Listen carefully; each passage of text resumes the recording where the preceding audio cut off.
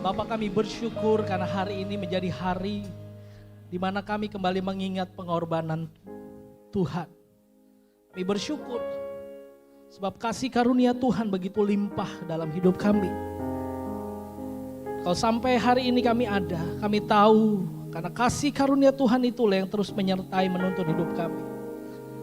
Hari ini biarlah kami beribadah dengan satu rasa syukur, sebab kami tahu pengorbananmu terlalu besar buat hidup kami.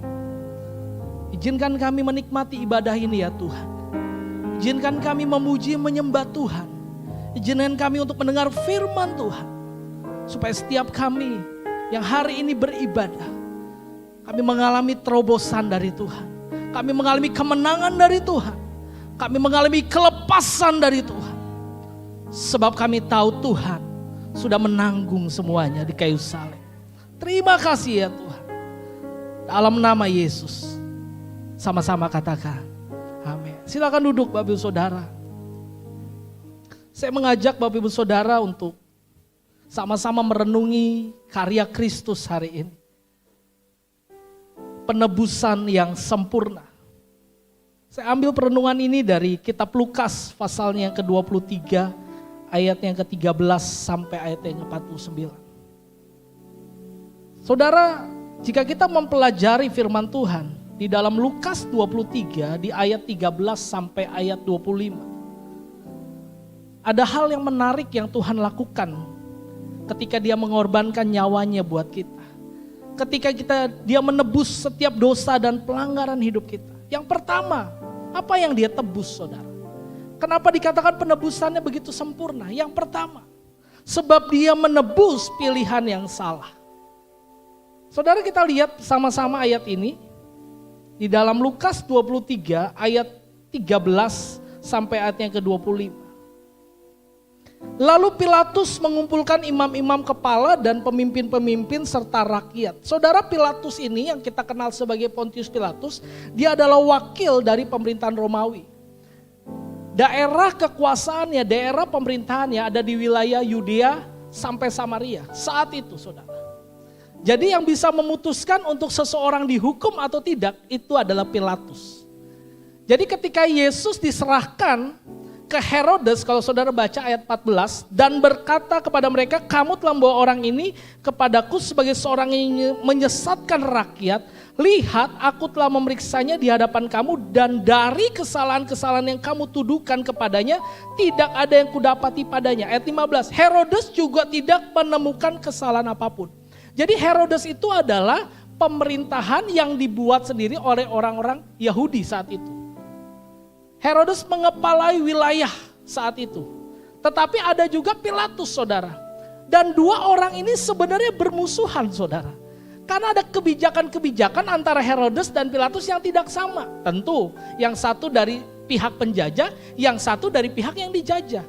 Jadi sebenarnya mereka ini tidak punya hubungan yang baik saudara. Tapi saudara, hari itu kedua orang ini bersepakat mereka akan menghukum yang bernama Yesus dari Nazaret. Padahal kalau kita baca tadi ayat-ayat itu dikatakan tidak ada satu kesalahan pun. Kedua orang besar ini, kedua orang yang tahu hukum ini berkata tidak menemukan kesalahan apapun. Kita lanjut saudara. Ayat 16, jadi aku akan mencambuk dia lalu melepaskannya. Ayat 17, ia memang wajib melepaskan seorang bagi mereka pada hari raya itu. Namun mereka berteriak bersama-sama, enyahkanlah dia, lepaskanlah Barabas bagi kami. Ini menarik saudara. Karena saat itu di depan Pilatus ada dua orang. Yang pertama Yesus dari Nazaret yang tidak diketemukan satu kesalahan pun daripadanya. Dan satu lagi yang bernama Barabas. Siapa Barabas saudara? Ayat 19. Barabas ini dijebloskan ke dalam penjara berhubung dengan suatu pemberontakan yang telah terjadi di dalam kota dan karena pembunuhan. Barabas sudah dinyatakan bersalah. Barabas seorang perampok, penjahat, pembunuh. Sementara satu lagi bernama Yesus yang tidak diketemukan kesalahan apapun.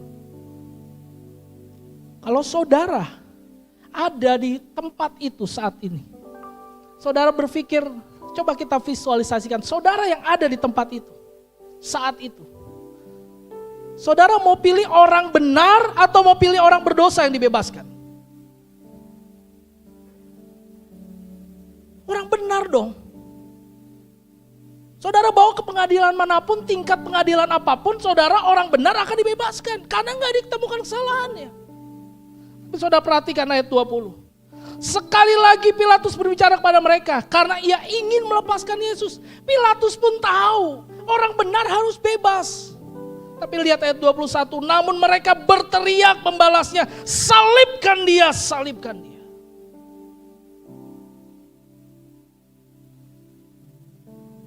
Sebuah pilihan yang salah telah dibuat oleh orang-orang Yahudi saat itu.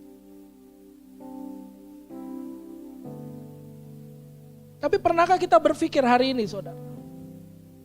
Bukankah seringkali saudara dan saya juga diperhadapkan dalam situasi yang kita tahu harusnya ini keputusan yang benar yang saya pilih.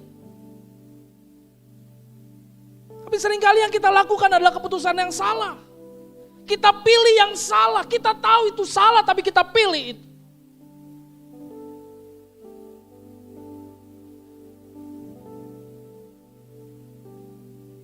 Dan kalau hari ini saudara sedang mengalami hal ini, saudara tahu ada banyak pilihan salah yang saudara lakukan, yang saudara buat dalam hidup saudara. Saudara jangan tinggal dalam pilihan yang salah itu. Pak, saya udah lakukan pilihan itu puluhan tahun lalu, Pak. Sekarang saya tinggal hidup dalam sisa-sisa kesalahan saya, Pak. Pak, saya udah muak sama hidup saya sekarang, Pak. Karena saya salah pilih dulu, sekarang saya harus menanggung semua salahnya, Pak. Dengar baik, Bapak Ibu. Kenapa kisah ini harus dicatat oleh Lukas?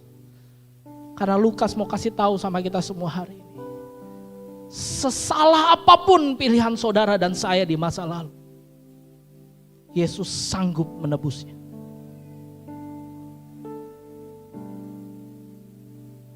Mari tundukkan kepalamu, naikkan doamu kepada Tuhan hari ini.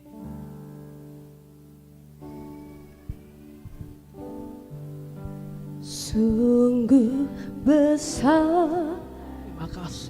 pengorbananmu bagiku, terlalu dalam untuk dimengerti. Sungguh besar,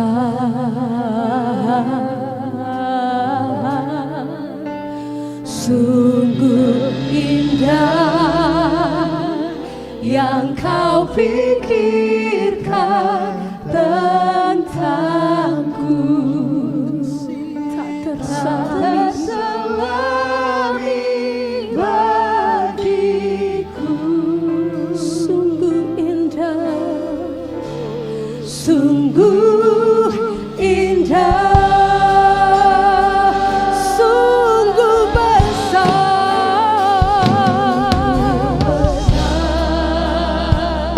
pengorbananmu bagiku, terlalu dalam untuk dimengerti. Sungguh besar, sungguh indah yang kau pikirkan tentangku, tak terselami. Sungguh indah, haleluya. Kami mau bangkit berdiri di hadapan-Mu Tuhan. Sungguh besar pengorbananmu. Sungguh besar pengorbananmu bagiku,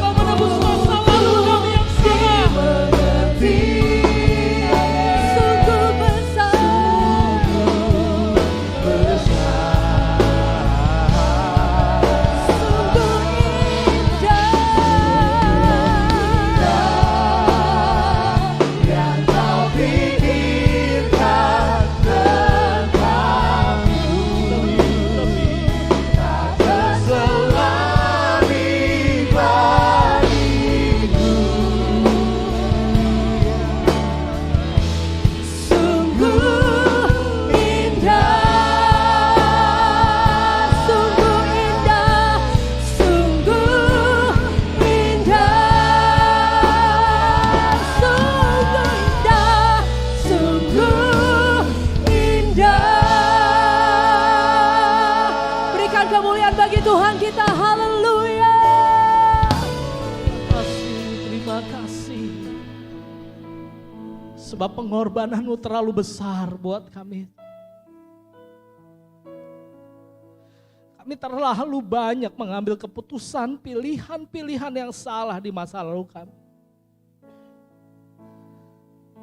Seharusnya kami menjadi orang yang dihukum. Seharusnya kami harus menanggung setiap keputusan kami yang salah, pilihan yang salah di sisa hidup kami. Tapi hari ini Tuhan, Kau sedang membuka tangan-Mu dan berkata, biarkan aku menebus semua pilihan-Mu yang salah. Saudara, dunia akan terus mendakwamu. Iblis akan terus mendakwamu. Berkata engkau orang yang salah pilih. Engkau orang yang punya masa depan yang buruk. Engkau orang yang gak akan punya masa depan yang indah. Tapi dengar baik hari ini. Sekalipun pilihan-pilihanmu salah di masa lalu, tapi Tuhan akan menebus. Sehingga masa depanmu akan terus ada. Sehingga kegagalan, kesalahan pilihanmu di masa lalu tidak akan menghantui kehidupanmu di masa depan. Hari-hari ini bilang sama dirimu, berdoa, minta Tuhan untuk menebus segala kesalahan pilihan.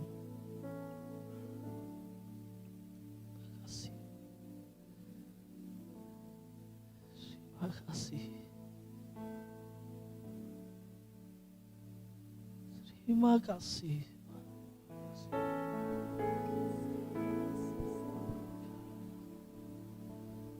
Sempurna.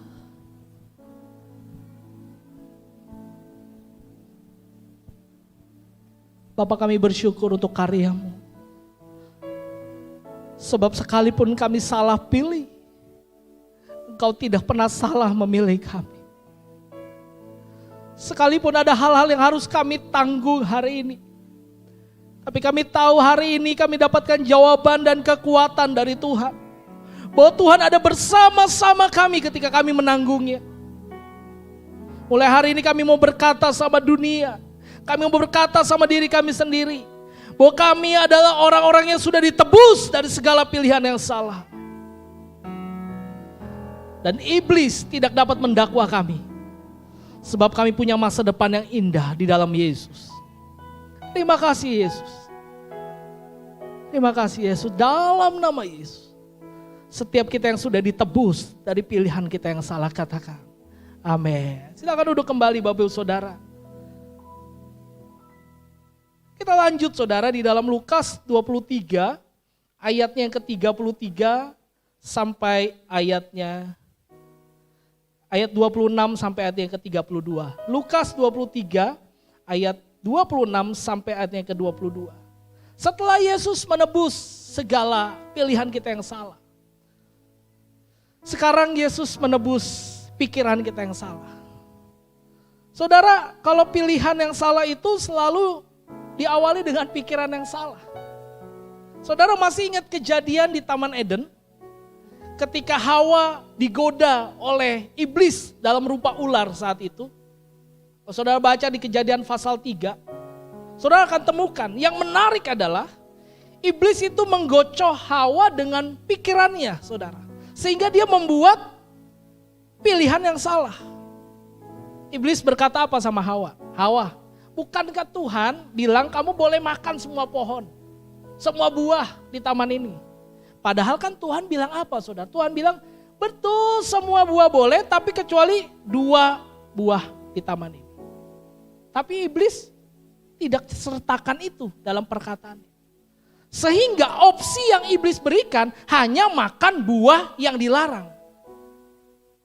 Dan Hawa bermain dengan pikirannya karena iblis tambahin apa saudara? Iblis bilang, kalau kamu makan, kamu akan menjadi seperti Allah.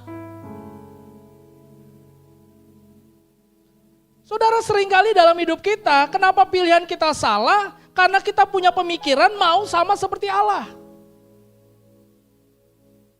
Padahal firman Tuhan udah jelas bilang dalam Alkitab, hal-hal yang engkau ketahui. Tapi hal-hal yang tersembunyi gak usah dicari tahu saudara. Terlalu banyak misteri dalam hidup kita. Saya mau tanya sama saudara, apakah ketika saudara percaya Yesus sebagai Tuhan dan Juru Selamat pribadi, saudara tahu apa yang akan terjadi 1 jam ke depan?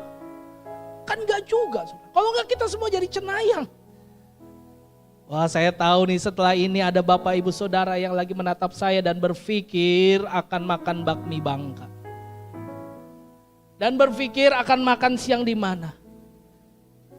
Kalau saya jadi cenayang bisa tahu hal itu, maaf bapak ibu. Mungkin bapak ibu dan saya suruh, jangan ibadah. Sebab pikirannya tidak di sini. Tapi Tuhan kan gak kasih itu saudara. Tapi iblis mainkan pikiran kita. Sehingga pikiran-pikiran negatif itu terjadi. Aduh nanti gimana masa depan saya. Aduh nanti gimana keluarga saya. Aduh gimana pekerjaan saya. Gimana pendidikan saya. Dan seringkali itu yang membuat kita mengambil pilihan yang salah dalam hidup. Saudara lihat di dalam Lukas pasal 23 ayat 26 sampai 32. Ketika mereka membawa Yesus, diputuskanlah Yesus disalib saudara. Karena pilihan yang salah dari orang-orang Yahudi. Ketika mereka membawa Yesus, mereka menahan seorang yang bernama Simon dari Kirene. Saudara, Via Dolorosa itu, jalan salib itu adalah jalan yang menanjak. Dan Yesus harus menanggung salibnya sendiri saudara. Memang kebiasaan saat itu, setiap penjahat yang akan disalib, dia harus membawa sendiri salibnya. Dan akan dicari jalan oleh prajurit-prajurit Romawi, jalan ke atas Golgota itu jalan yang paling jauh. Diajak berputar. Kenapa saudara? Supaya ketika mereka semakin jauh ke Golgota, yang pertama, penderitaan mereka, penjahat itu semakin berat. Yang kedua, ada kesempatan untuk dipermalukan. Saudara bayangkan, hari itu Yesus yang tidak bersalah,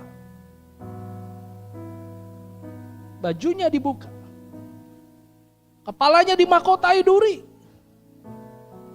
luka cambuk 40 kurang 1 kata Alkitab ada di seluruh tubuhnya. Sehingga kata Yesaya berkata rupa pun tidak, udah gak berbentuk saudara. Dan dia harus menanggung jalan kesengsaraan itu. Dia jatuh beberapa kali saudara. Sampai ketika ada seorang prajurit berkata, tolong, itu siapa? Simon dari Kirene. Tolong ikut, bantuin dia bawa salib.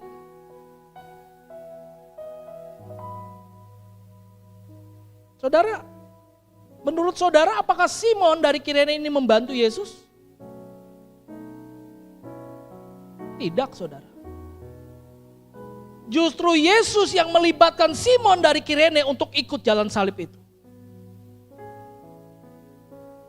Berapa banyak kita berpikir kita bantu Yesus. Yesus, aku percaya engkau tabib yang ajaib Yesus. Tapi ya aku punya teman dokter yang bagus. So kamu jadi second opinion. Aku akan tetap pilih jalur medis dulu. Yesus, aku tahu berkat-Mu tercurah buat aku, buat keluargaku. Tapi izinkan aku dulu untuk minjem dulu nih. Kamu second opinion. Yesus, aku tahu masa depan sungguh ada dan harapan tidak akan hilang. Tapi Yesus sudah 40 tahun aku belum nikah. Itu ada orang yang ngajak aku nikah. Aku gak akan hianati kamu Yesus.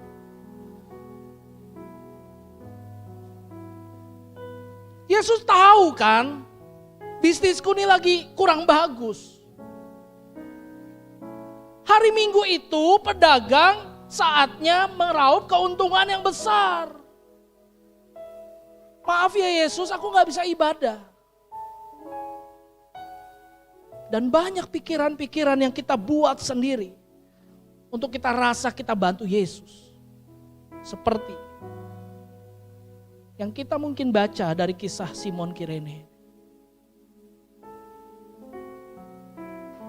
Ayat 27.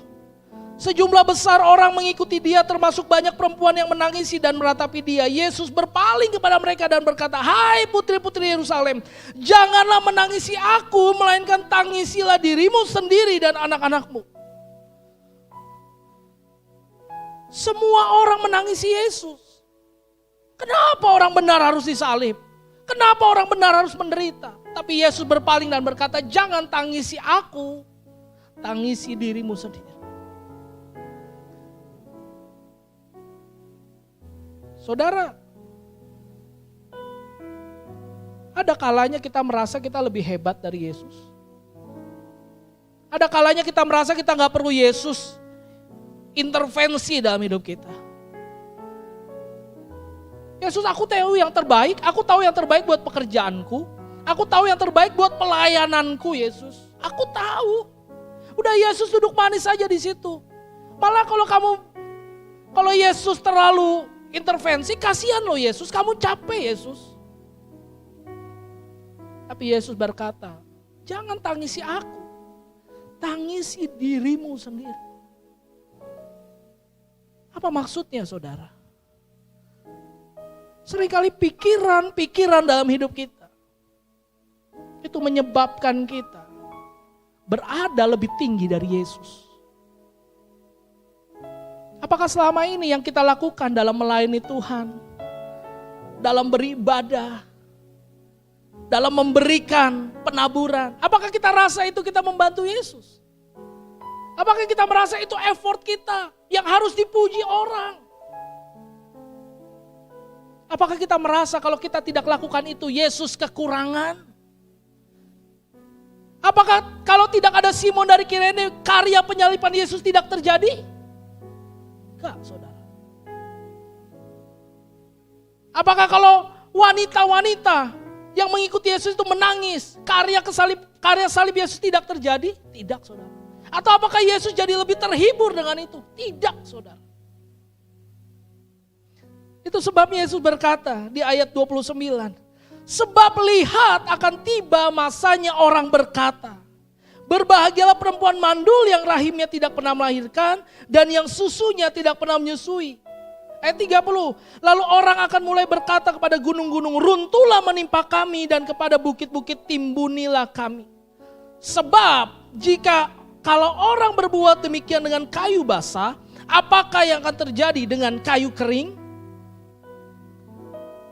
Saudara, Yesus mengkonfirmasi yang menjadi penting di dalam karya keselamatan adalah penyesalan diri kita. Itu sebabnya Efesus 2 ayat 89 berkata, bukan oleh perbuatan kau diselamatkan, hanya oleh kasih karunia. Buat apa saudara dan saya memberikan penaburan, beribadah, melayani Tuhan dengan satu pemikiran bahwa ini karya yang bisa membantu Yesus? No, gak bisa saudara. Yang benar adalah kita ada hari ini karena Yesus sudah menebus kita.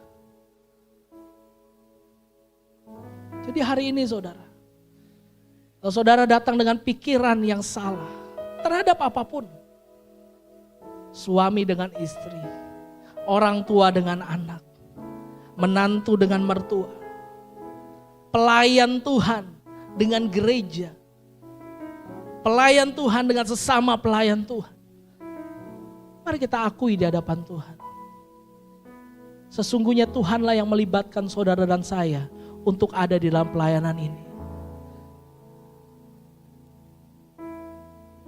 Bukankah seorang yang bernama Simon dari Kirene dikenal justru karena Yesus mengizinkan dia untuk mengangkat salib sampai di Golgota.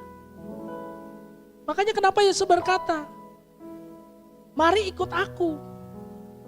Mari sangkal diri dan pikul salib. Apa maksudnya saudara? Supaya diri kita ketika kita sedang memikul salib jangan berkata ini kekuatanku, ini kehebatanku. Bukan.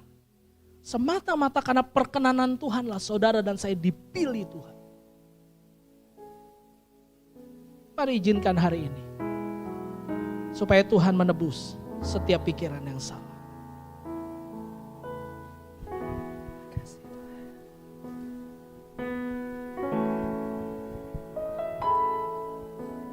Bukan dengan barang fana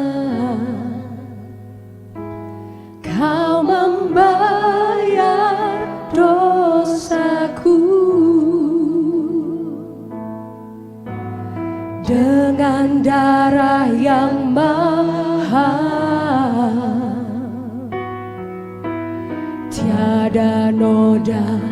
dan celah,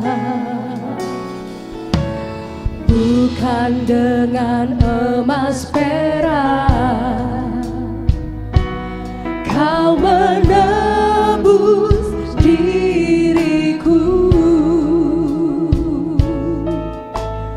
Oleh segenap kasih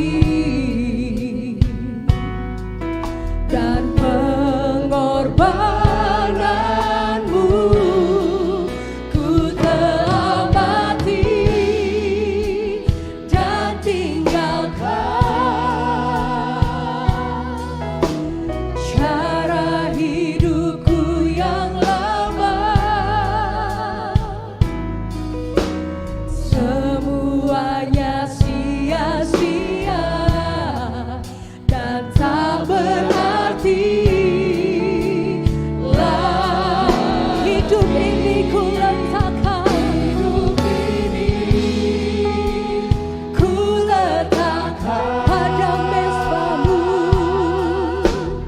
pada mezbamu ya Tuhan. Jadilah padaku seperti yang kau ingini. Aku telah mati dan tinggalkan, telah mati dan tinggalkan cara hidupku yang lama, cara hidupku yang lama. Semuanya sia-sia dan tak berarti lagi. Hidup ini ku letak pada mezbamu, pada mezbamu ya Tuhan. Jadilah padaku seperti yang kau ingini. Jadilah padaku jadilah padaku Tuhan. Jadilah padaku seperti, jadilah padaku, jadilah padaku seperti yang kau ingini.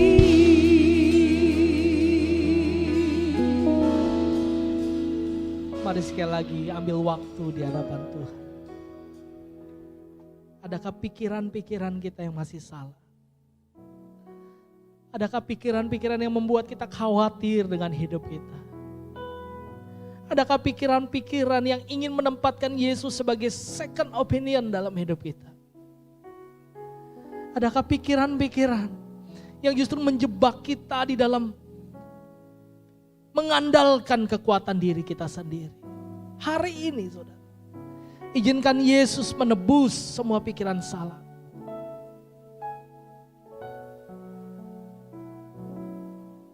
Sebab engkau tidak sendiri, kata Tuhan.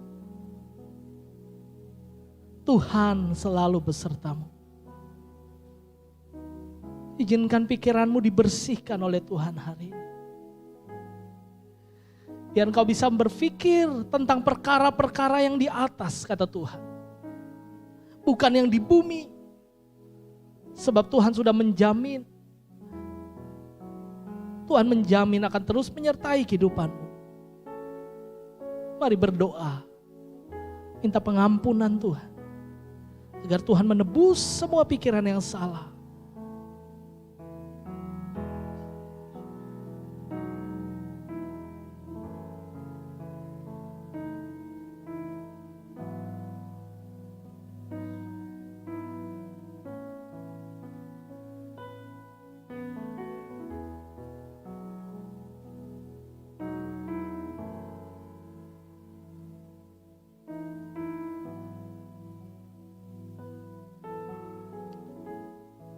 Kami bersyukur karena salib-Mu menebus kami dari semua pikiran-pikiran yang salah. Biar hari ini kami memiliki pikiran Kristus. Berpikir dengan cara Tuhan berpikir. Melihat dengan cara Tuhan melihat. Sebab kami tahu hidup kami adalah hidup yang aman di dalam Tuhan. Sekalipun ada pergumulan, sekalipun ada tantangan dalam hidup kami, biarlah kami tetap berpikir dan percaya bahwa Yesus ada bersama kami. Sehingga Yesus menjadi the first opinion dalam hidup kami. Yesus menjadi yang terutama dalam hidup kami. Yesus menjadi pilihan yang utama dalam hidup kami. Biar kami tidak mengandalkan diri kami, tapi kami terus mengandalkan Yesus Tuhan kami. Terima kasih ya Tuhan dalam nama Yesus. Amin. Amin. Amin. Bapak Ibu Saudara, di dalam Lukas pasal 23 ayatnya yang ke-33 sampai ayat yang ke-43. Yesus disalibkan. Apa yang ingin Yesus tebus di sini, Saudara? Yesus ingin menebus perilaku yang salah. Kalau saudara buat pilihan yang salah, yang didasari karena pikiran yang salah, maka perilaku hidup saudara akan salah. Kita lihat saudara, ayat 33. Ketika mereka, dari ayat 32 saudara, digiring juga dua orang lain, dua penjahat untuk dihukum mati bersama-sama dengan dia. Ayat 33. Ketika mereka sampai di tempat yang bernama Tengkorak, mereka menyalibkan Yesus di situ. Dan juga kedua orang penjahat itu, yang seorang di sebelah kanannya dan yang lain di sebelah kirinya. Kalau saudara memperhatikan, Alkitab ini menarik. Setiap detail dalam Alkitab bisa kita ambil sebuah pelajaran. Saudara ingat ketika Yesus lahir, hanya ada dua orang yang menemani Yesus. Siapa itu? Yusuf dan Maria. Tapi ketika Yesus di akhir hidupnya di atas kayu salib, dua orang juga yang menemaninya. Tapi dua-duanya adalah penjahat.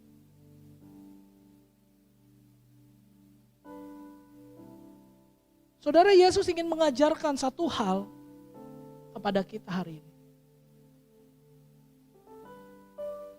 Tidak selamanya hidup akan indah. Tidak selamanya hidup akan baik-baik saja. Mungkin ada yang sedang berpikir, tahu gitu saya gak usah dilahirin. Hidup saya penuh dengan kemalangan.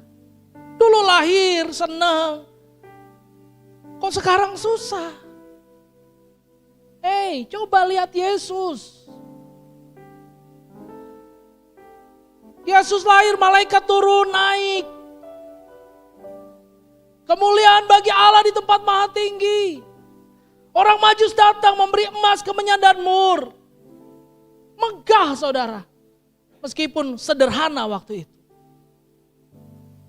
Tapi waktu Yesus mati, waktu Yesus di atas kayu salib, siapa yang nemenin dia? Dua orang penjahat. Dan itu semua karena perilaku manusia yang salah. Tapi lihat saudara, ayat 34. Yesus berkata, ya Bapa, ampunilah mereka sebab mereka tidak tahu apa yang mereka perbuat. Wow, ini luar biasa saudara. Nabi bisa banyak.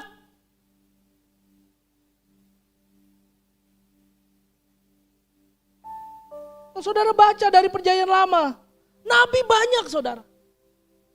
Tapi gak ada satu nabi pun yang berkata ampunilah mereka. Sebab mereka tidak tahu apa yang mereka perbuat. Kenapa Yesus gak berkata, ubah semuanya jadi kodok.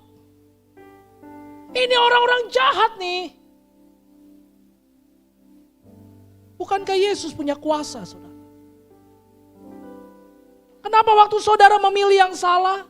Kenapa waktu pikiran saudara salah? Yesus tidak hukum saudara. Tapi Yesus berkata, ampunilah mereka ya Bapa. Dan dikatakan apa? Sebab mereka tidak tahu apa yang mereka perbuat. Saudara perhatikan kebenaran firman Tuhan ini. Yesus memandang kehidupan saudara adalah kehidupan yang berharga. Kenapa berharga? Sebab segala pilihan, pikiran, perilaku yang salah. Yesus berkata apa? Sebab mereka nggak tahu yang mereka perbuat. Berapa banyak kita kalau ada orang salah sama kita bilang, lu nggak tahu lu bikin apa sama gua? Kamu nggak tahu perbuatan itu menyakiti hati saya. Berapa banyak kita memakai kata-kata ini untuk mempersalahkan orang, untuk menghakimi orang. Tapi Yesus di atas kayu salib dia berkata, Bapa ampuni mereka sebab mereka tidak tahu apa yang mereka perbuat.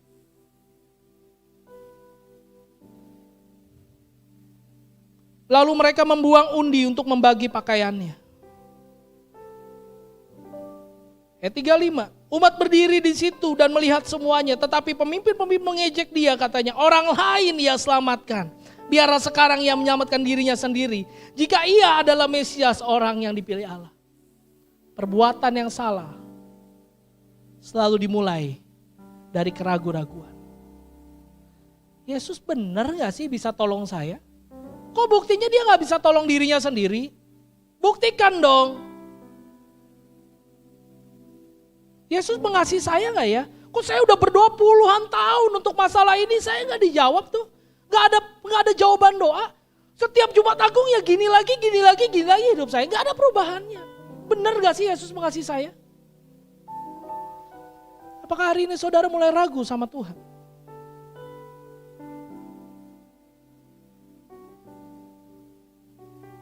Ayat 36. Juga prajurit-prajurit mengolok-olok dia sambil maju dan menawarkan anggur asam kepadanya. Saudara, detail di dalam Alkitab itu menarik. Sebelum Yesus ditangkap di Taman Getsemani, apa yang Yesus lakukan dengan murid-muridnya? Perjamuan terakhir, the last supper. Yesus meminum anggur dan dia berkata, inilah cawan kematianku dan aku harus meminumnya. Tapi perhatikan, kenapa Yesus tidak meminum anggur asam yang diberikan oleh prajurit ketika Yesus di atas kayu salib? Karena anggur asam itu bersifat untuk memberikan bius, saudara. Prajurit berharap Yesus itu lebih lama di atas kayu salib supaya lebih lama menderita. Kalau saudara lihat cara penyalipan masa Yesus itu sangat-sangat kejam. Bahkan ada seorang ahli berkata, itulah cara pembunuhan yang paling sadis yang pernah ada di muka bumi. Bahkan untuk menarik nafas pun Yesus sudah tidak kuat lagi. Tubuhnya tergantung antara langit dan bumi. Tangannya dipaku, kaki dipaku. Dia harus menahan beban bobot dari tubuhnya dengan paku yang ada di tangannya, dengan paku yang ada di kakinya. Berapa tulang yang harus merasakan nyeri yang begitu berat. Syaraf-syaraf yang putus saat itu. Dan prajurit berkata, minum anggur ini. Tapi Yesus menolaknya, saudara. Yesus tidak meminumnya. Sebab dia tahu cawan anggur yang harus dia minum adalah anggur tentang kematiannya. Saudara dengar baik-baik. Kalau saudara merasa rencana Tuhan akan gagal dalam hidupmu karena dosamu, dengar baik-baik. Tidak. Rencana Tuhan dalam hidupmu yang indah itu tidak akan bisa digagalkan oleh dosa masa lalumu. Seberantakan apapun hidup, tidak pernah membatalkan rencana Tuhan yang indah. Ayat 37. Dan berkata, jika engkau raja orang Yahudi, selamatkanlah dirimu. Betul, saat itu ditaruh tulisan INRI, artinya inilah raja orang Yahudi. Ada Yesus memang berkata, aku adalah raja, tapi kan kerajaanku bukan dari dunia ini. Dia katakan itu kepada Herodes dan Pilatus. Tapi orang ingin mengolok dia, ini raja loh, raja kok disalib. Saudara, apakah Yesus masih jadi raja buat saudara? Apakah Yesus masih punya tahta di dalam hati dan hidup saudara hari ini? Atau setiap perilaku hidup kita sudah keluar dari pemerintahan kerajaan Allah?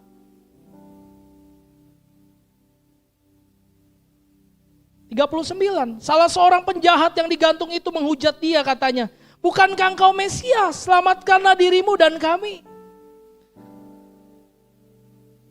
Seorang penjahat berkata sama Yesus, "Bukankah engkau Mesias? Selamatkanlah dirimu dan kami." Saudara, apa yang diperbuat oleh seorang penjahat ini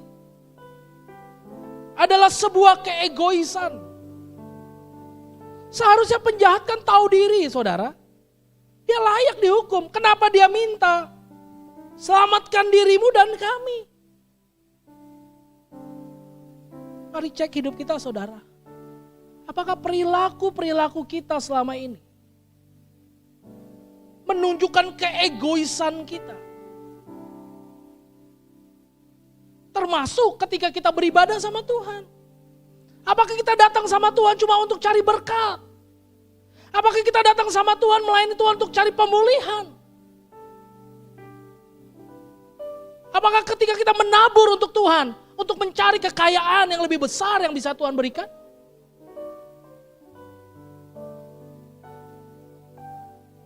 Ayat 40, namun yang lain menegur dia, "Tidakkah engkau takut kepada Allah sebab engkau menerima hukuman yang sama?" 41, kita memang selayaknya dihukum sebab kita menerima balasan yang setimpal dengan perbuatan kita.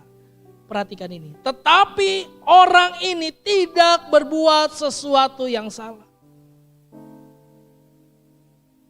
Seharusnya kesadaran diri kita datang sama Tuhan. Bukan untuk cari berkat. Orang kita orang hukuman, saudara. Kenapa melayani Tuhan masih kita anggap sebagai beban? Karena kita masih minta sesuatu yang kita dapatkan dari pelayanan kita. Padahal seharusnya, ya kalau saya pakai kata saudara, boro-boro kita bisa melayani Tuhan. Dihukum kita harusnya, saudara.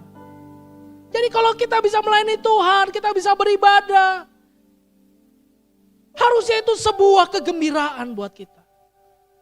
Sampai-sampai kita udah gak lupa lagi. Sampai-sampai kita lupa dengan berkat-berkat yang Tuhan berikan. Makanya ikut Tuhan, jangan cari berkat. Berkat pasti ikutin kita, saudara. Carilah sumber berkatnya, bukan cari pemberiannya. Ayat 42. Selama Yesus dihujat, selama Yesus diajak ngomong sama penjahat itu, yang egois itu, Yesus diam. Yesus enggak ngomong. Tapi ayat 42. Lalu ia berkata, ayat 42 penjahat berkata gini, lalu ia berkata, "Yesus, ingatlah aku apabila engkau masuk ke dalam kerajaanmu." Dia tidak minta pengampunan. Dia tidak minta dibebaskan dari hukuman, turun dari salib, mereka enggak. Tapi dia bilang, "Yesus, ingatlah aku apabila engkau masuk ke dalam kerajaanmu." Apa artinya, saudara? Artinya ada transformasi dari pilihan yang salah, pikiran yang salah, perilaku yang salah. Sampai dia berkata, "Tuhan, aku gak perlu yang lain. Aku hanya perlu engkau dalam hidupku." Dan Yesus merespon ayat 43. Kata Yesus kepadanya, "Sesungguhnya aku berkata kepadamu, hari ini juga engkau akan ada bersama-sama dengan aku di dalam Firdaus." Saudara, kalau saudara tahu tidak ada satu hal pun di dunia ini yang lebih indah dari sorga yang Tuhan sudah siapkan. Jadi seharusnya pikiran kita, pilihan kita, perilaku kita jangan melulu cari dunia. Sebab dunia, kata firman Tuhan, akan lenyap. Tapi firman Tuhan, siapa firman Tuhan? Diri Yesus sendiri akan tinggal tetap.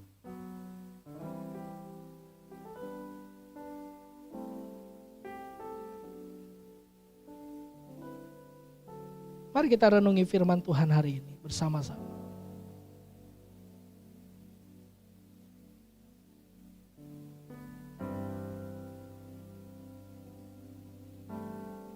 Mari kita bangkit berdiri bersama-sama.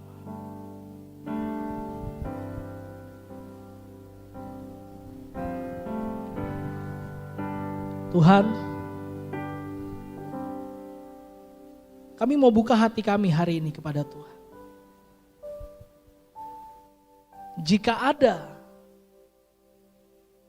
pilihan yang salah, jika ada pikiran yang salah, jika ada perilaku yang salah,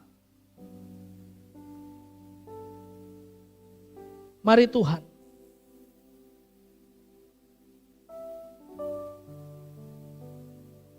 koreksi diri kami. Mari Tuhan, perbaiki hidup kami hari ini. Ambil waktu di hadapan Tuhan.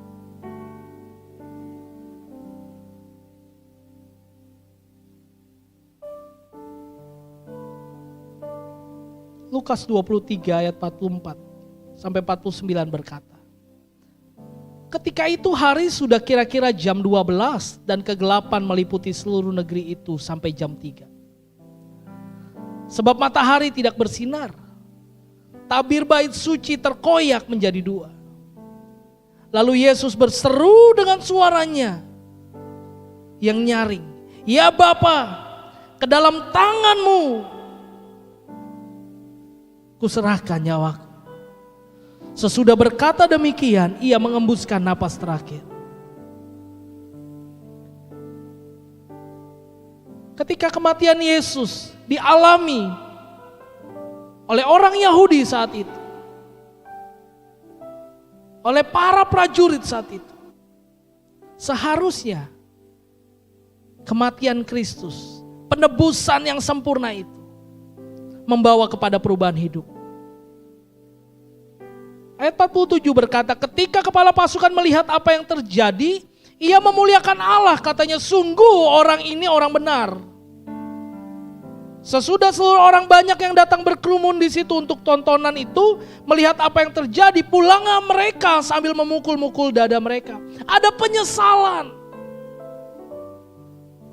Tidak pernah ada pertobatan tanpa penyesalan, saudara. Dan hari ini, kalau Tuhan ingatkan akan pilihan yang salah, akan pikiran yang salah, akan perilaku yang masih salah, yang tidak sesuai dengan firman Tuhan, mari sesali dirimu.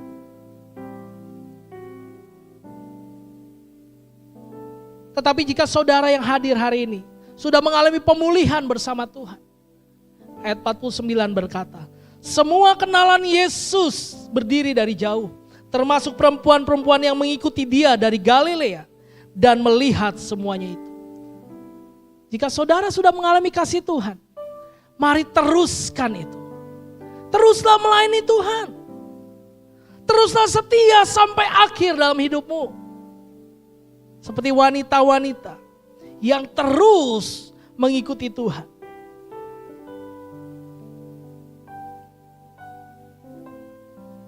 Mari renungi ini semua. Biar hari ini menjadi hari kemenangan kita.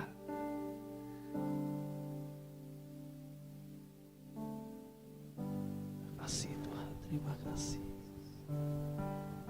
Terima kasih.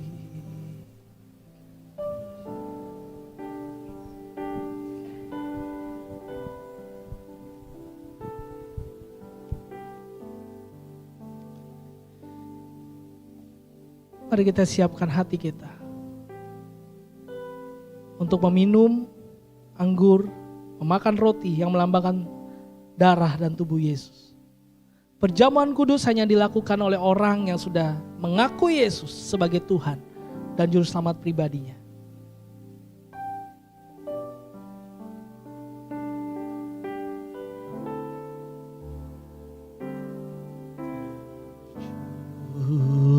Darah Tuhanku di bukit Golgota.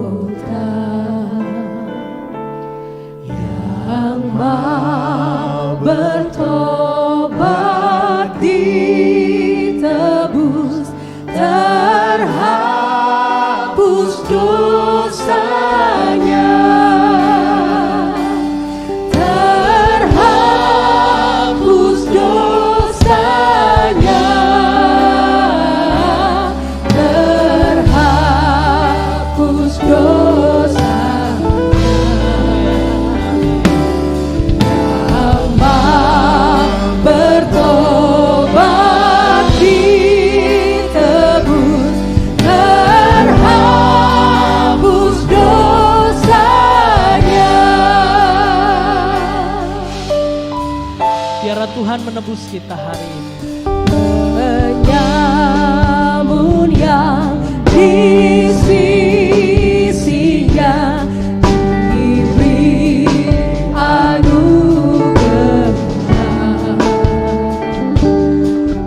Pun aku yang jenuh celah di basuh darahnya,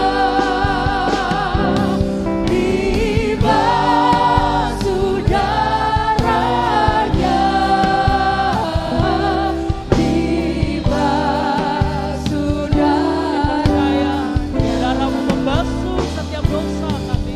Pun aku yang penuh celah di basuh darahnya.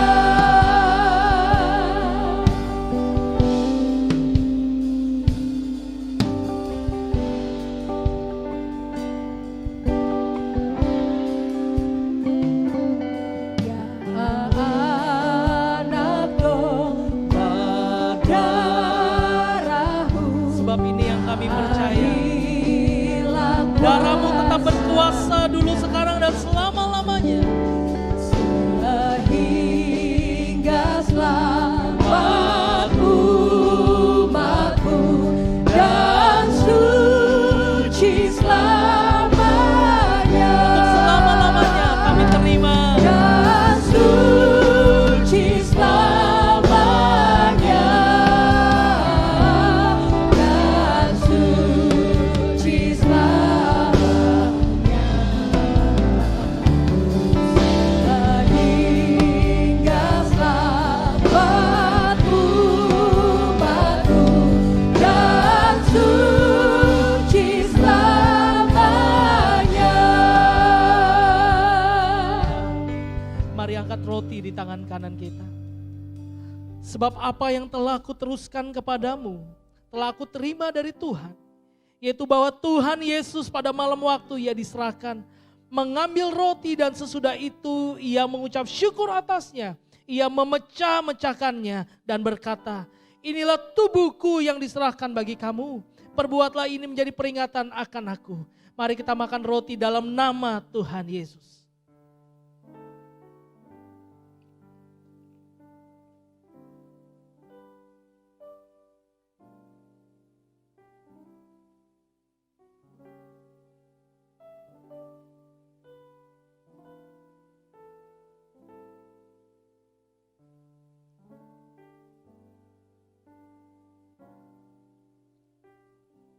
Kasih Tuhan.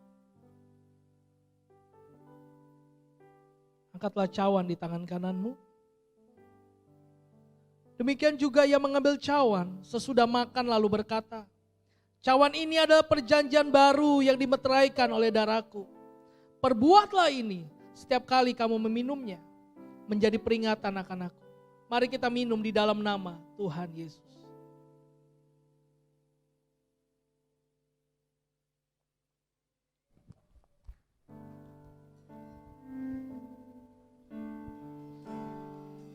Mari setiap kita yang sudah mengalami pemulihan dari Tuhan.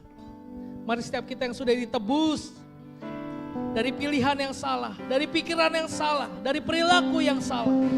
Mari kita agungkan Dia, Raja segala raja. Sebab bagi Dia segala kuasa dan kemuliaan untuk selama-lamanya. Haleluya. Bagi Dia segala pujian, hormat serta syukur kekal selamanya. Bagi Dia segala pujian, hormat serta syukur selama-lamanya. Bagi Dia segala pujian.